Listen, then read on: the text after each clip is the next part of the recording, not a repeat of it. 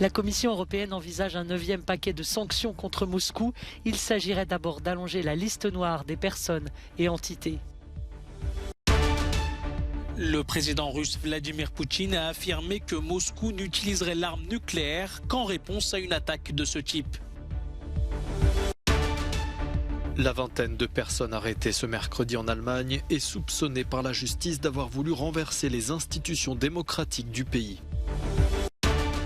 Le sommet des Nations Unies sur la biodiversité s'est ouvert ce mercredi à Montréal avec un défi de taille, sauver les espèces et l'humanité.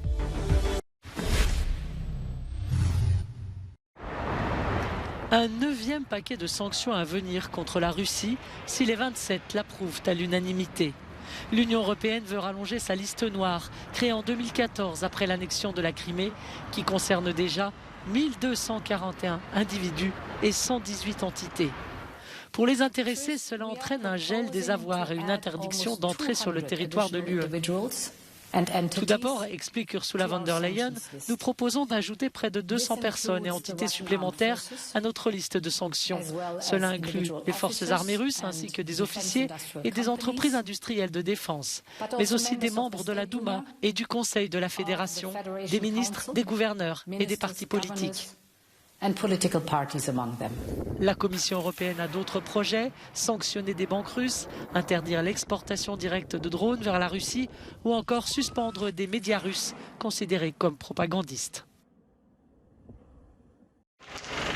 Alors que la menace nucléaire russe plane depuis le premier jour sur la guerre en Ukraine, le président russe Vladimir Poutine a relativisé le risque d'un recours à cette arme de destruction massive. Ce mercredi, le dirigeant russe a reconnu l'arme nucléaire comme un moyen de défense et a affirmé qu'il ne l'utiliserait qu'en réponse à une attaque de ce type. Dans notre stratégie, nous considérons les armes de destruction massive, en l'occurrence l'arme nucléaire, comme un moyen de défense. Nous les utiliserons en représailles. Si on nous frappe, on frappera en réponse. Les dernières déclarations de Vladimir Poutine n'ont pas rassuré Washington qui accuse Moscou de prendre à la légère la menace nucléaire. Tout discours imprudent sur les armes nucléaires est absolument irresponsable. Cela va à l'encontre de la déclaration que la Russie a officiellement signée en janvier à l'ONU. Cela va également à l'encontre des déclarations que nous avons entendues de la part des responsables russes ces dernières semaines. Pendant ce temps, l'ONU a publié ce mercredi un rapport sur les violations des droits humains en Ukraine. Selon ce rapport, les troupes russes auraient tué 441 civils au premier jour de l'invasion de l'Ukraine. Ces exécutions sommaires sont susceptibles de constituer des crimes de guerre. Volodymyr Zelensky désigné personnalité de l'année 2022 par le Time. Le célèbre magazine basé à New York, aux États-Unis, a décidé de rendre hommage à celui qui incarne la résistance de son pays face à l'invasion de la Russie. Pour le rédacteur en chef du Time, le choix de cette année n'a jamais été aussi clair. Selon lui, le président ukrainien a galvanisé le monde d'une manière pas vue depuis des décennies. Outre Volodymyr Zelensky, le magazine met également à l'honneur plus globalement l'esprit de l'Ukraine. Le Time rappelle qu'ensemble, ils ont prouvé que le courage pouvait être aussi contagieux que la peur. Depuis 1927, la distinction accordée par le Time Magazine souligne le poids et l'influence d'une personnalité sur la scène internationale et pas forcément sa popularité. En 2007, c'est un certain Vladimir Poutine qui l'avait obtenu pour avoir à l'époque imposé la stabilité à son pays et ramené la Russie à la table des puissants de ce monde. C'était il y a 15 ans. Parmi les 25 personnes arrêtées ce mercredi en Allemagne, on trouve un prince, d'anciens soldats d'élite, une ressortissante russe ou encore une ancienne députée d'extrême droite. Selon la justice allemande, ces personnes feraient partie d'un groupuscule d'extrême droite et complotistes prêts à renverser les institutions démocratiques du pays. La justice les soupçonne d'avoir fait des préparatifs concrets pour pénétrer violemment dans le Bundestag, le Parlement allemand, avec un petit groupe armé. La ministre allemande de l'Intérieur parle de complot terroriste. Les investigations permettent d'entrevoir l'abîme d'une menace terroriste issue du mouvement des citoyens du Reich. Selon l'état de l'enquête, l'organisation terroriste présumée mise au jour est fondée sur des fantasmes mutuels de renversement et des idéologies conspirationnistes. Selon un expert qui travaille à la télévision allemande, le plus inquiétant reste la présence parmi les suspects de personnes issues du milieu militaire. Ce sont d'anciens soldats de la Bundeswehr qui ont accès aux armes, qui sont très bien entraînés comme les forces spéciales à l'époque. Et c'est précisément d'eux qu'émane le danger selon les enquêteurs. Là aussi, les préparatifs avec des exercices de tir et autres avaient déjà commencé et c'est pourquoi ils ont également dit qu'il faut une arrestation maintenant.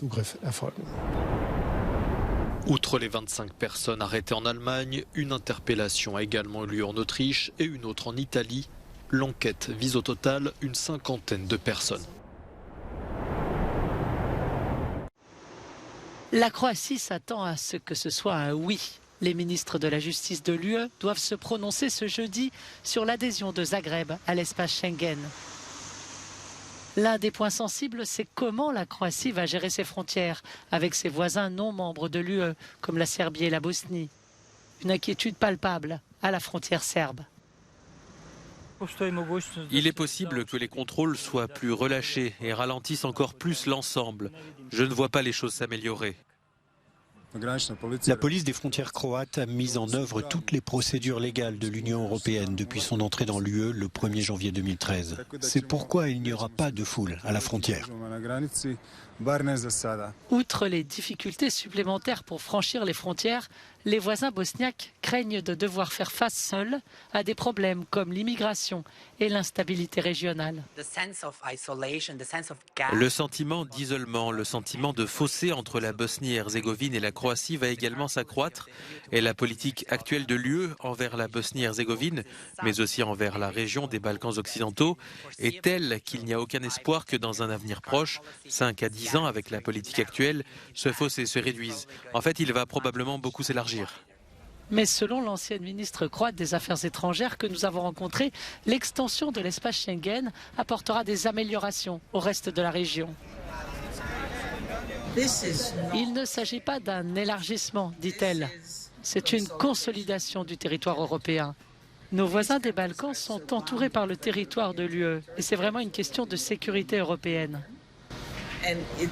Ces pays non membres de l'UE ne pourront jamais être isolés au sens de la construction d'un mur, car ils sont en réalité entourés par l'UE. Le 1er janvier, la Croatie rejoindra en outre la zone euro et peut-être aussi l'espace Schengen. Réponse ce jeudi.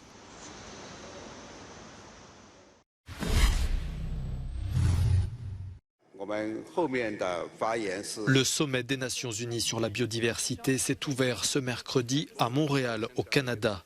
Une COP15 présentée comme la dernière chance de sauver les espèces et les milieux naturels d'une destruction irréversible. Le secrétaire général de l'ONU, qui avait déclaré la veille que l'humanité est devenue une arme d'extinction massive, a appelé ce mercredi les pays à agir. Nous avons besoin que les gouvernements élaborent des plans d'action nationaux ambitieux qui protègent et préservent les dons de la nature et mettent notre planète sur la voie de la guérison. Nous avons besoin que les entreprises et investisseurs donnent la priorité à la protection dans leurs plans d'affaires et qu'ils investissent dans des méthodes de production et d'extraction durable à chaque maillon de leur chaîne d'approvisionnement. Et nous avons besoin d'une accélération spectaculaire de l'action en faveur du climat.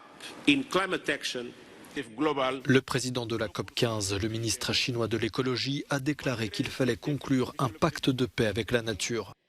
Pour le commissaire européen en charge de l'environnement, il faut un accord ambitieux. Nous avons besoin d'un accord, mais il doit être ambitieux. Il doit donc comporter un objectif de 30 par 30 qui, selon moi, peut être égal à 1,5 degré ou au moment de Paris, où nous avons convenu de protéger 30% des territoires terrestres et 30% des territoires marins. Cela ne sera pas suffisant. Deuxièmement, bien sûr, nous devons veiller à ce qu'au moins 20% des efforts de restauration de la nature soient déployés d'ici 2030 et d'ici 2040. Les délégués de plus de 190 pays ont jusqu'au 19 décembre pour adopter un accord assez ambitieux pour mettre un terme d'ici 2030 à la destruction de la nature et de ses ressources Un accord indispensable à la survie de l'humanité.